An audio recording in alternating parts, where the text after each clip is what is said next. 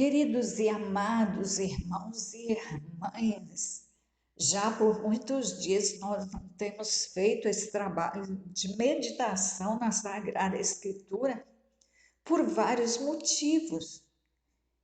E um dos motivos, além dos motivos técnicos, além do motivo de viagem de quem edita, eu também tive dificuldade porque eu tinha que falar a respeito do capítulo 8 de Daniel e eu não estava com muita vontade de fazer isso, não, por causa de uma questão particular minha com relação a tempo. Você deve se lembrar que eu disse um dia desses para você: ó, o Senhor me deu o capítulo 8 de Daniel. E eu até pedi a você que lesse o capítulo, que eu ia ler também. E no dia seguinte o Senhor me deu de novo Daniel capítulo 8. E semana passada eu estava perguntando ao Senhor a respeito de tempo. Senhor, quanto tempo vai durar essa situação da nação? É disso que eu estou falando. Quanto tempo vai durar essa questão, essa situação do Brasil? E o Senhor me deu Daniel 8 de novo. E eu não quis falar sobre isso, não. Mas não se trata disso. E eu vou falar, e Daniel 8 dá um tempo aqui. E olha só, presta atenção. Eu espero que eu tenha entendido errado. Eu espero. Mas vamos ler? Eu quero ler então com você, acompanha aí na sua Bíblia, Daniel capítulo 8, ele faz a introdução dizendo onde ele estava quando teve a visão. Ele estava na cidade de Suzã, que é onde também esteve quem? Mardoqueu, Esther, é onde esteve Neemias. Neemias trabalhava em Suzã. E Daniel também andou por lá, porque Suzã fazia parte do Império Medo-Persa, onde estava Daniel. Não era agora Babilônia, agora o império mudou de nome, foi dominado pelos medos e pelos persas. Na verdade, o rei Ciro fez isso. Vamos lá então, verso 3, Daniel 8:3. E levantei os meus olhos e vi, e eis que um carneiro estava diante do rio. Então Daniel estava lá no rio Laí, e ele teve uma visão ali. E ele viu um carneiro diante do rio, o qual tinha duas pontas. E as duas pontas eram altas, mas uma era mais alta do que a outra. E a mais alta subiu por último. Tudo isso é importante. A mais alta subiu por último. Ou seja, quem vem depois cresce mais. Vi que o carneiro dava amarradas para o ocidente e para o norte, e para o meio-dia. Tudo isso é significativo. E nenhum animal podia estar diante dele, nem havia quem pudesse livrar-se da sua mão. E ele fazia conforme a sua vontade, se engrandecia. E estando eu considerando, eis que um bode vinha do ocidente sobre toda a terra, mas sem tocar no chão. Então já vejo por aí que a coisa é estranha. Um bode vindo do ocidente, não tocando no chão. Vinha flutuando. Presta atenção. E aquele bode tinha uma ponta notável entre os olhos. E ele dirigiu-se ao carneiro que tinha as duas pontas, ao qual eu tinha visto diante do rio. e correu contra ele com todo o ímpeto da sua força. E o vi chegar perto do carneiro e irritar-se contra ele. E feriu o carneiro, e lhe quebrou as duas pontas, pois não havia força no carneiro para parar diante dele. E o lançou por terra e o pisou aos pés. Não houve quem pudesse livrar o carneiro da sua mão. E o bode se engrandeceu em grande maneira, mas estando na sua maior força, aquela grande ponta foi quebrada. E subiram no seu lugar 4 também notáveis para os 4 ventos do céu. E de uma delas saiu uma ponta muito pequena, a qual cresceu muito para o meio-dia e para o oriente e para a terra formosa. Olha bem isso. 4 pontas no bode e uma cresceu muito para o meio-dia. Para mim, isso significa crescer para cima, no sol, assim, na direção do sol do meio-dia. E cresceu também para o oriente e para a terra formosa. Terra formosa, entendo que é a terra, uma terra cobiçada e uma terra que tem relação com o Senhor. Aqui, provavelmente, Daniel, quando escreveu, pensava em Israel.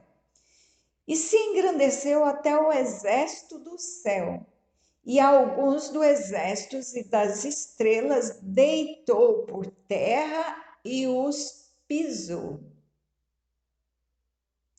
Alguns das estrelas e do exército do céu deitou por terra e os pisou.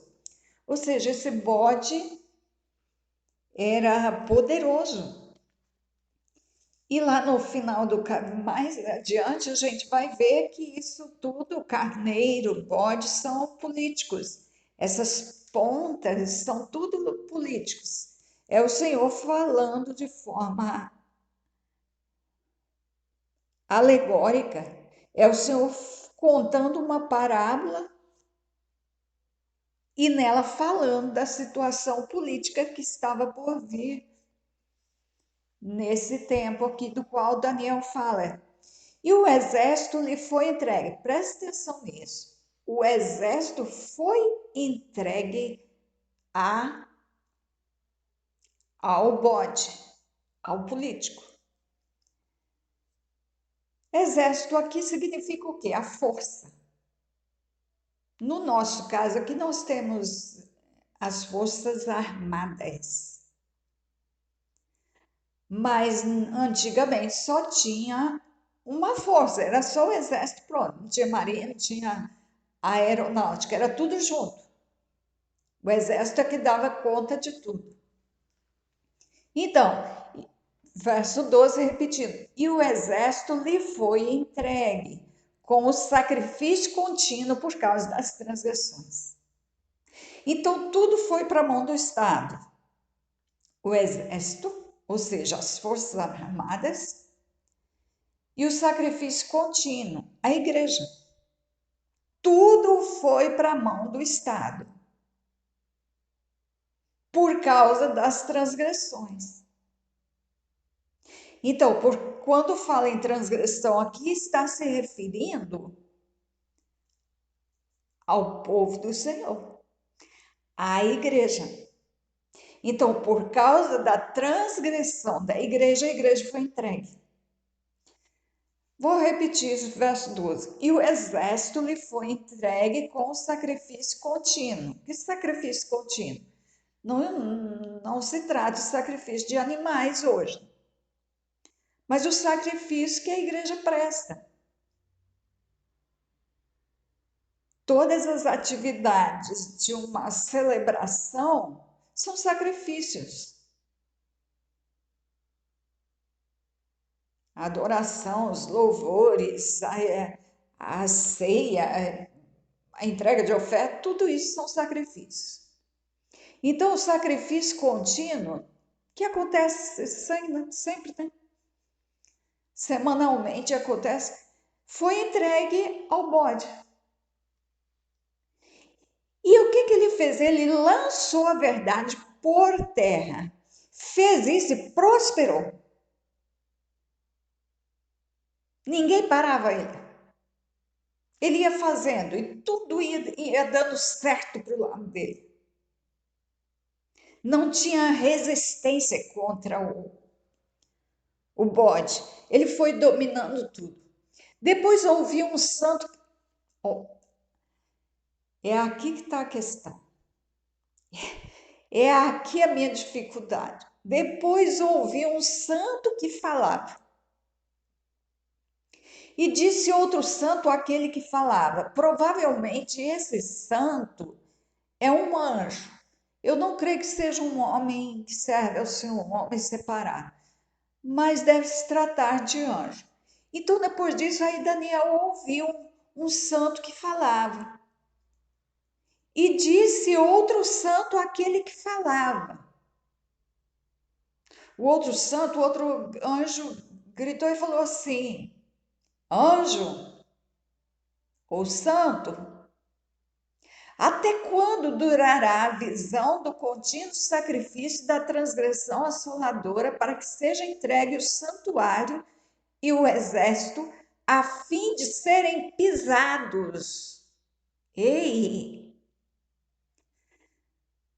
Até quando durará a visão do contínuo sacrifício e da transgressão? Não a duração aqui não era do sacrifício, mas da transgressão do sacrifício. Até quanto tempo ia ficar entregue o sacrifício ao bode?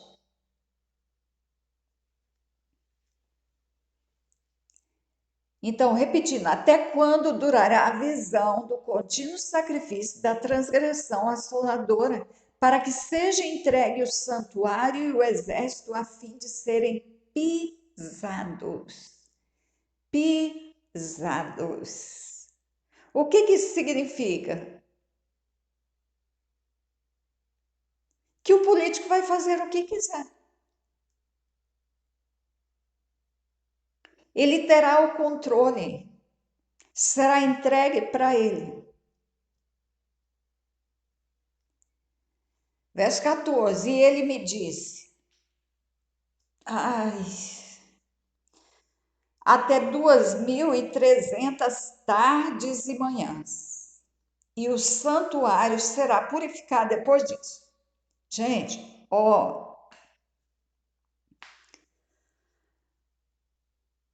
eu falei para vocês algumas dezenas de vezes que o Brasil ia passar por um tempo muito difícil e que em 2023, aí eu vou dizer assim, não sei se no início, no meio, no fim, nós vamos começar a entrar num tempo bom. De onde eu tirei isso? Aí é que é a questão da maldita opinião. Eu tenho tanto nojo de opinião que vocês não têm ideia de como que eu fiquei aborrecida com esse negócio de opinião.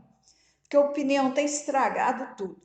Então, por minha opinião, não sei como que eu cheguei a esses cálculos, eu imaginava que fosse 2023. Estou retirando. Não será. Nada vai melhorar em 2023. E olha, mas eu também estou querendo ter entendido errado isso aqui. Eu não quero entender isso aqui. Eu não sei para que o Senhor me deu esse texto. Eu não sei se é para falar desse tempo, porque quando eu vi que esse santo perguntava para o outro santo, até quando? Até quando durará? Ai, isso parecia uma pergunta minha. Parece que eu, no íntimo, estava perguntando isso também. Até quando isso vai durar? Até quando isso que está aí vai ficar aí?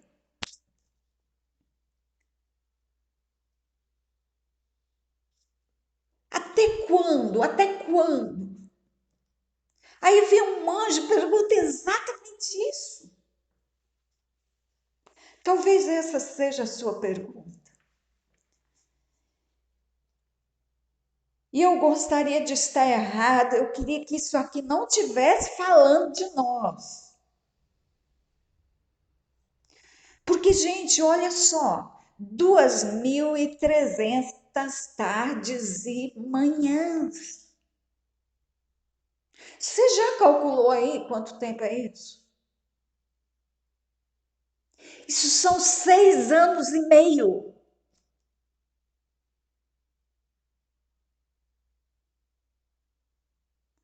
2023, não, de jeito nenhum.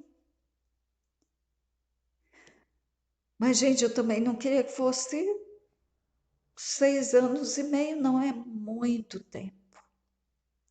Mas quando a gente para pensar em tudo o que vai acontecer,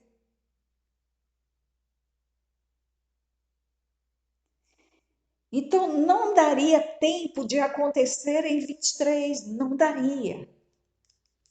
Eu estou falando de juízos, não daria para acontecer em 23, porque as coisas começaram agora.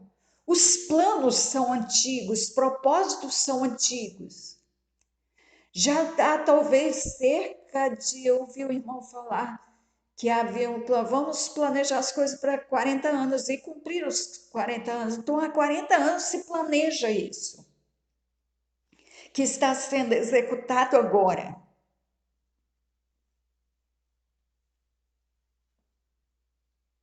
Então, os planos já existiam. E a nossa situação ela é muito delicada. Gente, se isso durar 6 anos e meio, aí eu comecei a pensar nas coisas que o Senhor ia falando. Na morte de muita gente, nas guerras, fome, tudo que é ruim no Brasil vai aumentar o índice. Homicídios, suicídios vão aumentar muito mais. Eu pensei que já tivesse aumentado, mas vai aumentar mais. As enfermidades vão aumentar, novas pandemias virão, a economia vai ser destruída. Vai ser, sabe aquela história de agronegócio, de Brasil alimentando o mundo? Isso aí ficou na história. Passou. A fome virá. O Senhor cuidará de nós. Você não fica desesperado. O Senhor cuidará daqueles que confiam nele. Gente, é aí que a gente vai ver milagre. Lembra do deserto? Onde não tinha nada, não podia plantar nada. Faltou comida. Mas saiba que isso vai acontecer. O Brasil vai ter, está se falando, a ministra falou que de 120 milhões que estão com fome. Mentira, não é, não tem isso não, gente. Olha para o seu lado. Você vê pessoas carentes, mas você não vê as pessoas passando fome. Ah, mas no Nordeste tem, mas é 120 milhões. É mais do que a metade da população. Olha aí para o seu redor. Vê, dá para saber que mais da metade está passando fome, está morrendo de fome. Até porque você aguenta passar fome por tanto tempo. Se está morrendo, já, há tanto tempo que estão dizendo isso, então já morreu, já não tem tanta gente assim mais. A população já não é mais desse tamanho, não tem nem 120 milhões somando todos. Mas veja bem, a fome vai acontecer. Essa terra chamada Brasil, ela vai sofrer um esvaziamento. Pessoas vão sair desse lugar, vão para outros países, elas vão sair com um sentimento tal de abandonar as suas terras. De tipo assim, não volto nunca mais. Mas eu já falei isso, vão voltar um dia, porque, gente, mesmo que seja 6 anos e meio, vai passar. E aí, o santuário será purificado, coisa que ele não é. Ele não é nem antes de ser entregue. Ele não era e não é. Mas depois da abominação nos santuários, depois de cumprido esse tempo, pelo menos esse era o tempo lá que Daniel falou. Depois de cumprir esse tempo, aí o santuário será purificado. Gente, quando fala santuário purificado, aí é um monte, isso quer dizer muita coisa. Muita coisa está relacionada a isso. Porque se o santuário estiver purificado, você lembra da água de Ezequiel 47? Quando a água sai do santuário e vai transformando tudo? Vai, onde tem morte, transforma em vida. Onde o mar morto, que não consegue ter vida, passa a ter água potável e multidão excessiva de peixes. Então, o santuário purificado é tudo que é necessário. Mas antes dele ser purificado, ele vai passar pela abominação. Nós vamos ver coisas que vamos chorar, chorar, chorar. Dentro dos santuários. Eles serão usados de forma assim tremendamente escarnecedora, vai ser o abuso e será feito com muita alegria, muita satisfação. Vão zombar, escarnecer, sujar, fazer tudo que você não quer ver será feito. Por quê? Porque da mesma forma que o Filho do Altíssimo se manifestou para desfazer as obras do diabo, o diabo se manifesta para desfazer as obras do Senhor.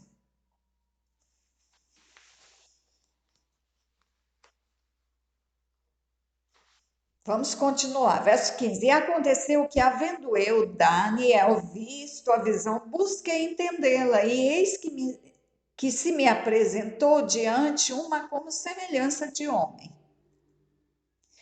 E ouvi uma voz de homem nas margens do Uilaí, a qual gritou e disse: Gabriel, dá a entender a este a visão. E veio perto de onde eu estava. Aí o anjo veio a ele. O Gabriel explicou para Daniel o que aquilo significava. E Daniel disse que ele ficou assombrado, que ele caiu sobre o rosto dele. Mas aí o Gabriel disse assim: Entende, filho do homem, porque esta visão se realizará no fim do tempo. Presta atenção aí. Você acha que tudo que está escrito é para Israel? É que, veja bem, quando o Senhor falava, ele falava, olha, para o meu povo. E qual era o povo? O povo de Israel. Então, o profeta, ele sempre estava atrelado ao povo de Israel, porque era o único povo do Senhor. Ninguém ia imaginar que o Senhor estava falando de um país que ia ter o nome de Brasil, sabe? Tantos e tantos, tantos anos depois.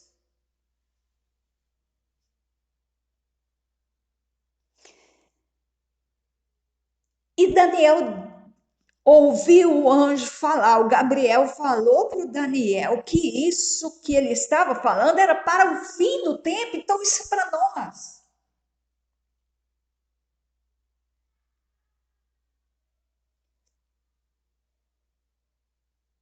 Aí eu fico triste porque as pessoas ficam ignorando o Antigo Testamento, diz que ele é o antigo, que ele faz parte do Antigo Pacto, mas as profecias de Ezequiel, de Daniel, de todos os profetas, eles se referem ao, ao nosso tempo.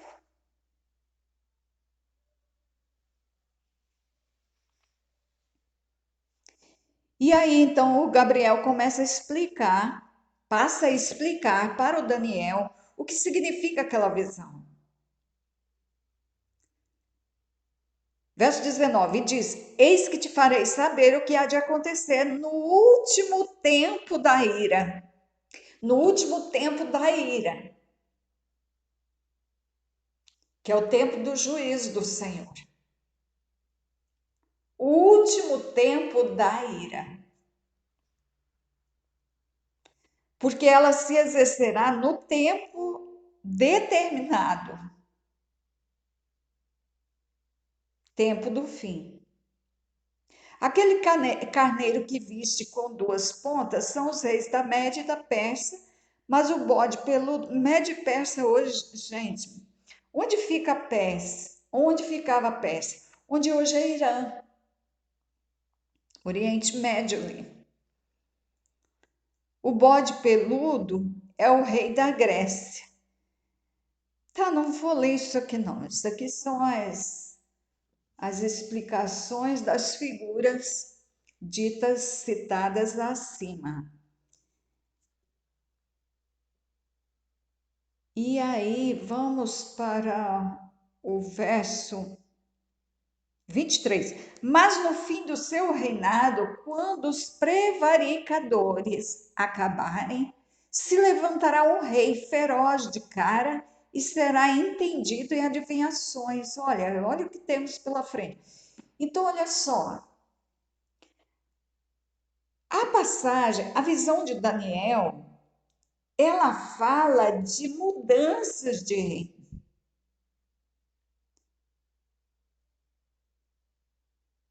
Um período que dura 6 anos, esse é o período do bode, 6 anos e meio. Mas isso não quer dizer que seja uma pessoa só. Pode ser que a pessoa seja substituída. Pode ser. Agora, vamos pensar em termos de Brasil. Se são 6 anos e meio, então você não precisa esperar a mudança nem para a próxima eleição. Ah, daqui a 4 anos a gente vai eleger outra pessoa. Não consegue. Está tudo dominado, tudo controlado agora. Não tem como. E, gente, olha só. Toma cuidado como você aja. Não dá para confiar em ninguém. Se já não podia, agora é que não dá mesmo. Mas não é nem disso que eu estou falando.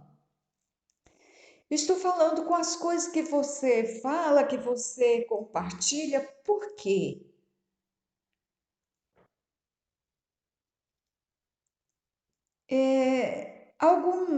Algumas pessoas de vez em quando falam: olha que absurdo, querem aprovar o aborto. Gente, já está aprovado o aborto. Não tem outro jeito. Já está aí. Ah, vão aprovar isso. Já está tudo. Olha só. As autoridades que hoje estão postas, elas vieram para realizar a agenda do príncipe das trevas. Gente, na China tem o grande poder do Partido Comunista. A China é o destaque.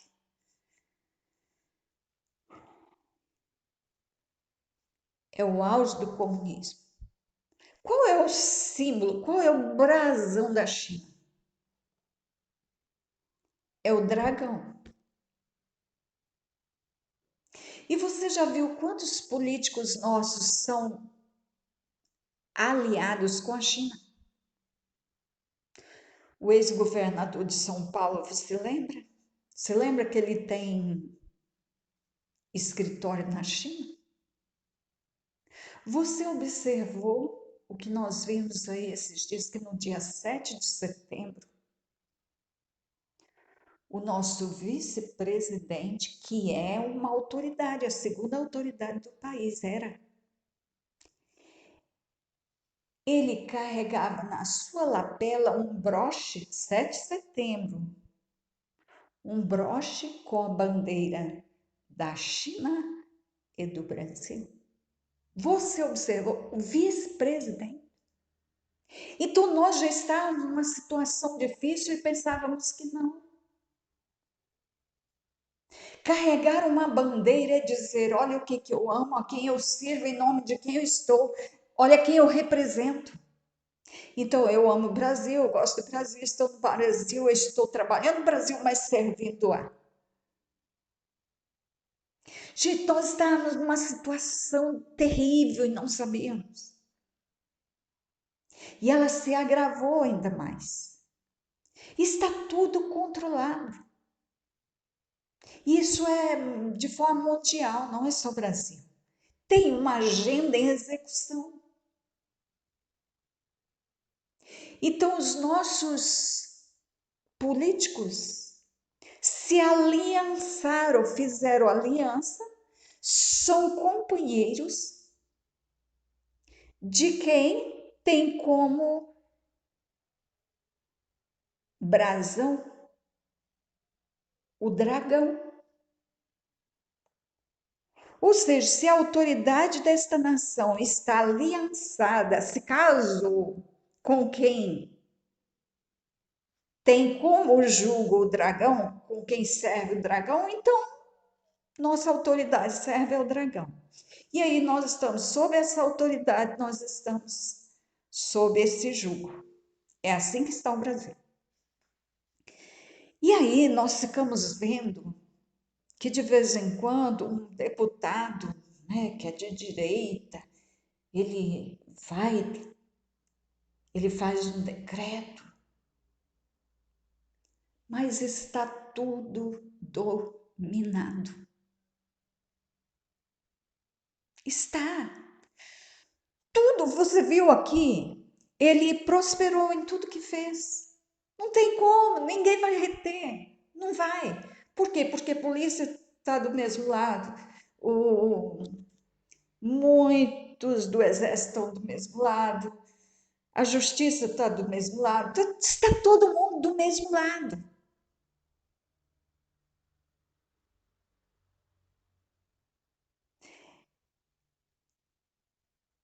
Isso foi muito bem trabalhado por muitos anos.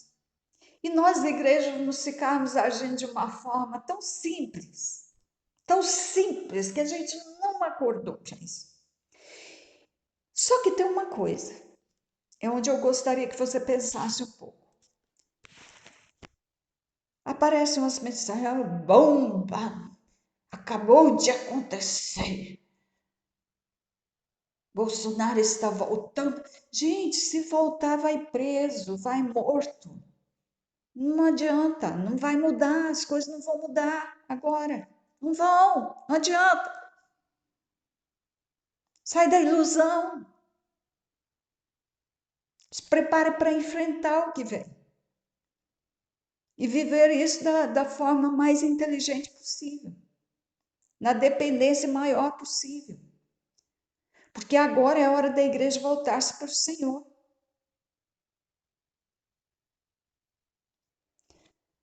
Ah, é absurdo que estão querendo aprovar o aborto. Gente, isso não é absurdo, não. Não é absurdo. Não é absurdo a legalização do aborto, não é absurdo os casamentos, as constituições familiares novas, não é absurdo, isso nada é absurdo. O que é absurdo, sabe o que é absurdo? É o crente que lê a Bíblia, que está todo dia escola, todo domingo escola bíblica dominical, que frequenta sei lá quantos cultos, ouve quantas mensagens por ano e vota, tem essa escolha, faz essa escolha. Isso é absurdo. Isso é absurdo. Porque não se escondeu de ninguém que se desejava aborto, se desejava isso, se desejava aquilo. A ideologia estava aí diante de nós. E a igreja escolheu isso. Isso é absurdo. O resto não. Vão proibir a Bíblia. Vão destruir muitos templos. Isso não é absurdo, não. Isso é o comunismo sendo comunismo. Isso é o diabo sendo servido. Isso não é absurdo. Absurdo é crente botar, fazer uma escolha dessa. Aí sim.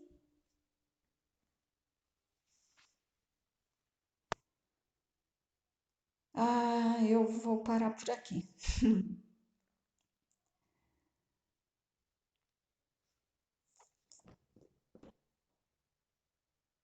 E aí, eu vou ler o verso 26 e vou parar. E a visão da tarde e da manhã que foi dita é verdadeira. Tu, porém, Daniel, cerra a visão, porque só daqui a muitos dias se cumprirá. E põe muitos dias nisso. E põe muitos dias nisso. Querido e amado Pai. Ah, Pai. A realidade é difícil, mas tem uma realidade maior ainda. Nós temos refúgio. Oh, glória! Nós temos refúgio. Pai, que a igreja se volte para ti. Que a igreja aprenda a ser corpo de Cristo. Não corpo de outra coisa. Que a igreja aprenda a ser corpo de Cristo. Que a igreja seja corpo de Cristo. Coerente com a cabeça. Obediente ao comando da sua cabeça. Cujo jugo é leve e manso. Obrigada por tua palavra. E eu abençoo o teu povo agora, Pai. O Eterno te abençoe e te guarde. O Eterno faça resplandecer o seu rosto sobre ti e tenha misericórdia de ti. O Eterno sobre ti levante o seu rosto e te dê a paz. Fique nessa paz, então, do Eterno, mas não seja simples, Pai, não. Observe e esteja sempre em comunhão com o Senhor. Em nome de Jesus. Amém.